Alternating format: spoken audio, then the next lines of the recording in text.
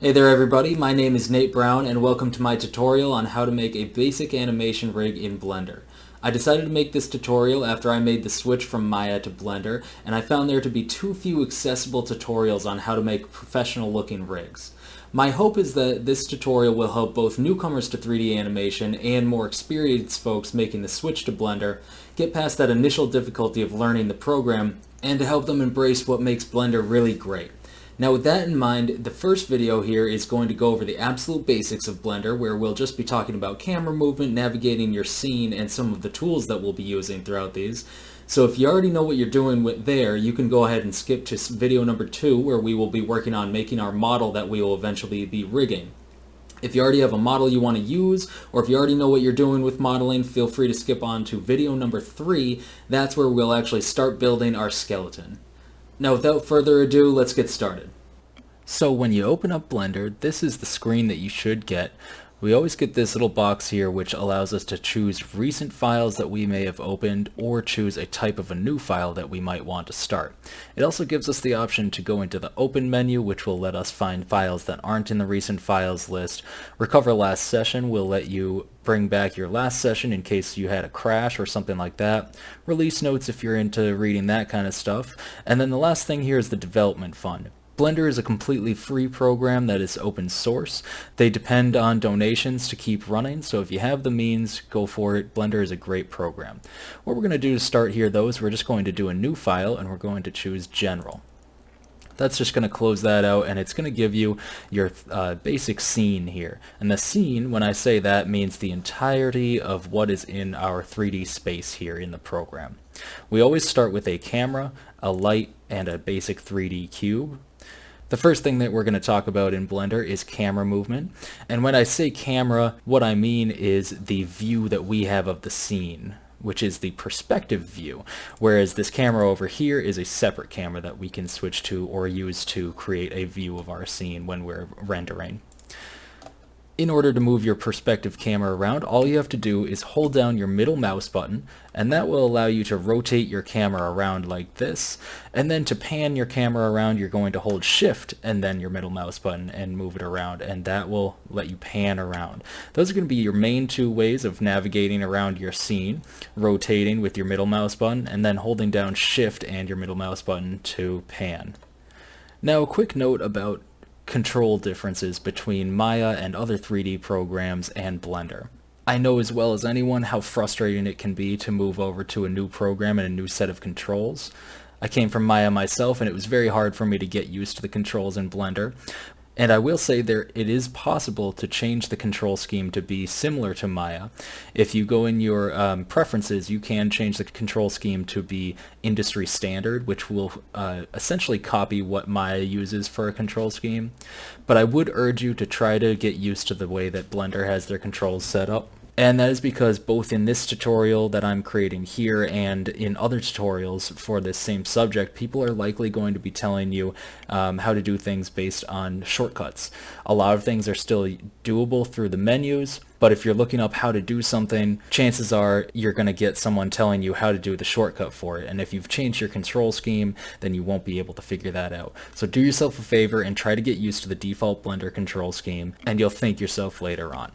Now the next thing I want to talk about in here is the different tools that you have over here on the left in Blender. First, let's just get rid of our camera and our light here. We won't be needing those for this, so you can click on your camera, making it highlighted like that, and then you just hit delete to delete that. Now what we have over here on the left is our toolbox. So this first thing that's already selected for me, and it may already be what's selected for you as well, is our select box. The select box allows us to drag to select lots of things in our scene.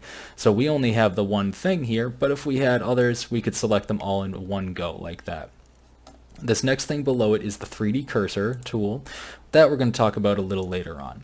We can skip on down to the move tool, and when you select the move tool, When you've got your cube selected, that is, it's going to pull up this little effector here that has a red arrow, a green arrow, and a blue arrow. The colors on these correspond to the different axes that we can move something on in Blender. So we've got the green arrow corresponds to the Y axis, the red arrow is for the X axis, and the blue arrow is for the Z axis. You can easily just grab onto these arrows with your left click and drag them in the direction that they face. You also have these little squares here that can be used for moving your objects around on different planes. So this one is going to move it on the X plane, sort of moving it in a 2D fashion along the Y and Z axes, keeping it on the X plane essentially. Then we have the Z plane and the Y plane. Clicking away from your object will deselect it, and then clicking on this object or any other ones that you have for that matter will select that specific object. You can also select multiple objects at the same time by selecting and holding down Shift to select another one. That is one way around not having to constantly switch back to your select box, but you can only select one at a time or add one or to your selection at a time that way. The rotate tool is very similar. If we select one of our boxes with the rotate tool selected, it's going to give you a similar selector here or effector, and we have just the same axes with the same color codes, but when we drag on them it's going to rotate. We also have this white box around it, and we have that with move as well, but I'll show you on rotate. If you select this, it'll let you kind of freehand rotate it. It sort of rotates or moves or scales the object you have selected based on the position your camera is, the view that you have on the object. It gives you a 2D plane as shown by the camera. And we can see with move it does essentially the same thing, just for movement if you grab the center. Scale is going to be very similar. Again, we have our effectors of the different axes, and we can just use those to scale our object in different ways, or we can grab the white box, the white circle here, to scale in all directions at the same time. And again, with scale, we have these plane effectors as well. The last tool we'll talk about on the left here is transform. Transform gives you the ability to do any of those three that we just talked about: movement, rotation, and scale, all in the same effector here. I personally prefer to use the specific ones because I find it a little too crowded with the transform tool, but whatever you would like is fine.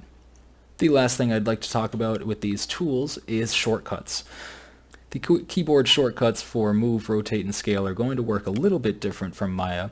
When you select the keyboard shortcut for them, it will also snap the object into that movement, and it'll move it around for you. So in Maya, it will just select the actual tool for you, whereas in Blender, it's going to actually start transforming the object in the way that you move your mouse.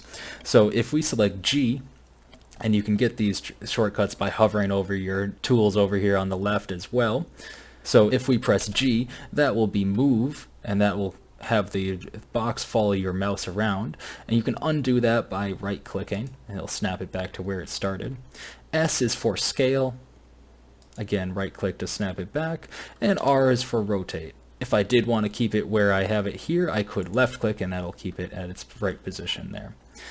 Another thing you're going to use a lot in this program is undo, which the shortcut for that is Control-Z.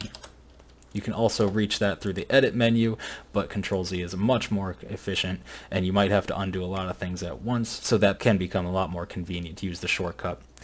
Again, with the shortcuts for movement, scale, and rotate, if I were to hit G here and have it moving around with my mouse, one more thing I can do which makes this a lot more precise is I can hit X, Y, or Z on my keyboard to snap this to the corresponding axes.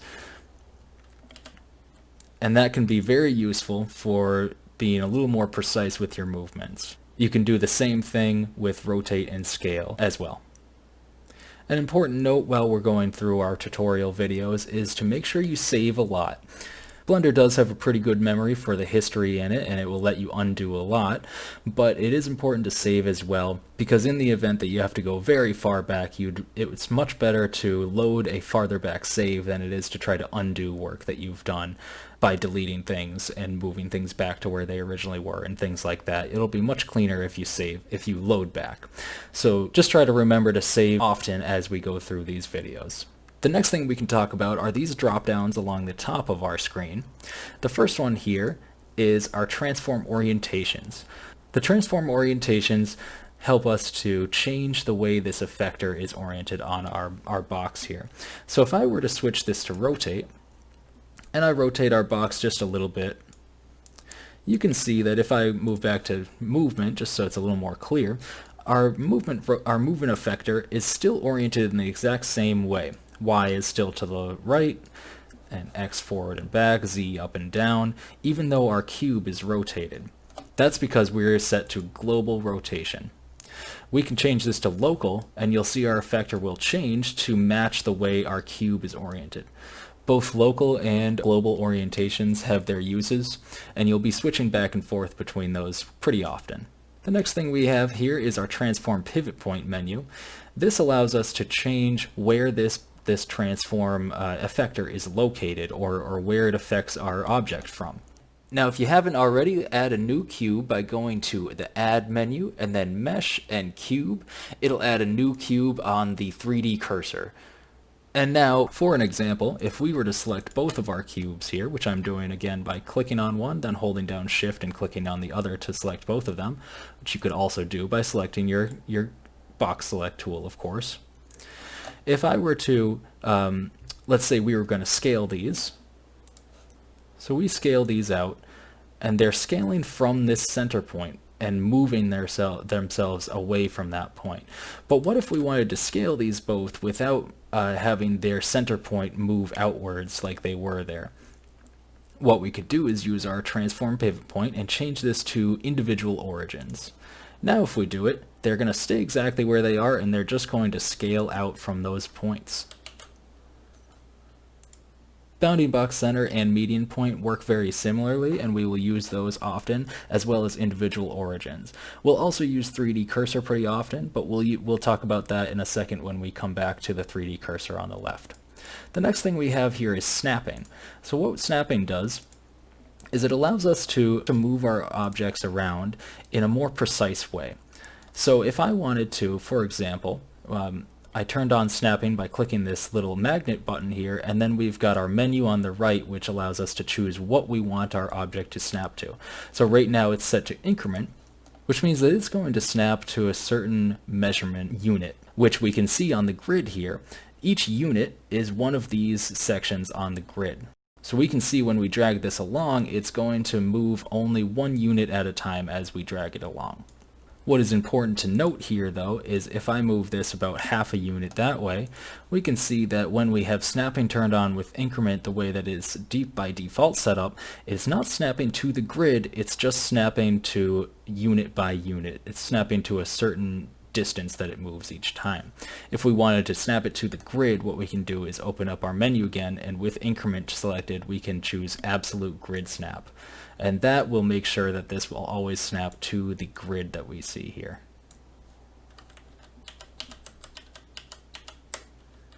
The last thing we have along the top is proportional editing. Proportional editing is really not something we're going to use too much in this video. It will really only come into play for a brief moment much later in the video, so I'll explain it at that point. It's mostly for modeling, so it's not something we're going to use a lot in these rigging videos, since our model that we're going to create is going to be very basic and not organic looking. Next, why don't we talk about the 3D cursor. The 3D cursor is something that's kind of unique to Blender, and it allows for a lot of functionality that Maya and other programs get through different means. So the 3D cursor in Blender is kind of a way of positioning newly added objects, as well as editing objects or scaling or rotating, anything like that, objects from a certain point and kind of changing that, that pivot point. So for example, if we have our 3D cursor selected over here, when we click or move it around like this, it'll go wherever we click, and that's based on kind of the way your camera is looking as well. So it's always going to be, it's a little hard to get precise with it that way, but one way we can get precise with it is by using Shift S to bring up our snapping menu, and we can select any of these down here to move our cursor to a specific point. So for example, I could move it to world origin, which is where it originated, or I could move it to selected, which in this case is going to be the same point, but if I select this box over here, and then do cursor to selected, it'll move it to the center of that box. Another thing the 3D cursor is very useful for is for adjusting where our pivot point for our objects is, and adjusting it in a more organic or more specific way than allows with our options up here. So if we choose 3D cursor for our pivot point up here, and then we get our 3D cursor moved to a point that we want to edit this from, we could turn on snapping while we have 3D cursor selected here, and let's change our snapping option to edge. Now if we click anywhere on one of these edges of the box, it's going to snap to all of these here. And we could snap it just to this side here, and that way when we scale this, for example, we could scale it only in this direction over here and not in both directions. It would only scale this way. So for example, if we had this box in a position where we don't want this edge to change, we like where this is, we could do this, we could set things up in this way so that when we scale it, it's only going to scale in that direction. It's not something that's absolutely necessary, something you could still work through on your own manually, but it is helpful to know. Next, let's briefly talk about our menus up here. These menus are where you're going to find many of the different functions that we'll use. Generally, if you're watching a video and someone tells you to use a shortcut for something, it is generally a shortcut for something that's in one of these menus up top here. When you're in object mode, many of the shortcuts are going to be in this object dropdown. There's also the add dropdown, which lets you add objects. So when I added this second cube, what I did was go to add, mesh, and cube. And there's lots of different shapes you can add in there, as well as different types of objects in here. For example, cameras and lights. Those are really the only two menus of these ones that we will use in this video. And you can see I accidentally added an armature here. I can just delete that. Now the last thing I'd like to talk about are the different modes that we can use in Blender. This drop down over in the top left will give us different modes that we can choose from. Right now it's only going to say object mode, and that's because I don't have anything selected. But if I select this object here, it will give us a few more options. And those options are going to be specific to the object I have selected. So if I select edit mode now, it's going to bring this cube into edit mode, whereas the other cube will stay the same, and I can't select that cube anymore. But what I can do now is I can edit the specific vertices, faces, or edges of this box here. And you can change what you're editing with these boxes up here. Right now we're editing the vertices. There's also the edges, so I can select a whole edge here, and the faces, so I can select whole faces. Edit mode is useful because we can then grab the different pieces of this object and we can move it around in a way that will let us create whatever shape we'd like. So for example, if I wanted to move this out a bit like this, now I've got a different shape that I can work with. We won't be using this too much in these videos, because the model that we're going to create for our rig in these videos is going to be very simple, and he's just going to be made out of blocks, so we won't be creating organic shapes for the most part, but we will very briefly use this, and edit mode is something we'll use extensively for creating the skeleton for our rig. The last thing I'd like to bring up here is for those of you coming from Maya and other programs, you'll notice if you have your box select tool selected here, and you try to select multiple vertices, you'll notice that it's only going to select what the camera can see. That's going to be backwards from Maya, where the default is that anything that you select in your box select is selected whether or not the camera can immediately see it, as long as it's within that box. In Blender, the only way to do that is to turn on your wireframe view, which is up here in the top right. You can select your wireframe view, and so that you can see through your objects. Then you can select vertices that are even on the other side of the object. These views are not something we're going to use a ton in these videos, but we will every once in a while switch between our mesh view and our wireframe view. One last thing before we go, I'd like to explain one control change that I'm going to make in my Blender, and you'll see me using it throughout the time. I don't prefer to use the shortcuts for the movement, the transform tools here, so there's one change that I make that kind of takes the place of those shortcuts for myself. If we go into Edit and Preferences, it's going to bring up this menu here, and you can go down to Key Map, and it'll give us this screen here. By default, spacebar action will be set to play, which allows us to play and stop our animation down here. In these videos we won't be doing any animation, so we won't need that functionality. So what I have done is switch my spacebar action to Tools, and now when I hit spacebar it's going to open up this little menu, and it just makes it a little bit faster to grab the Move tool, Rotate tool, or Transform or Scale. You don't have to do this at all, but you will notice me using that throughout the videos, so I just wanted to make sure nobody was confused by that menu popping up periodically. And that'll do it for this video. Thanks for watching, everyone. I hope this was helpful, and I'll see you in video number 2 where we'll start modeling our character. Thanks, everyone.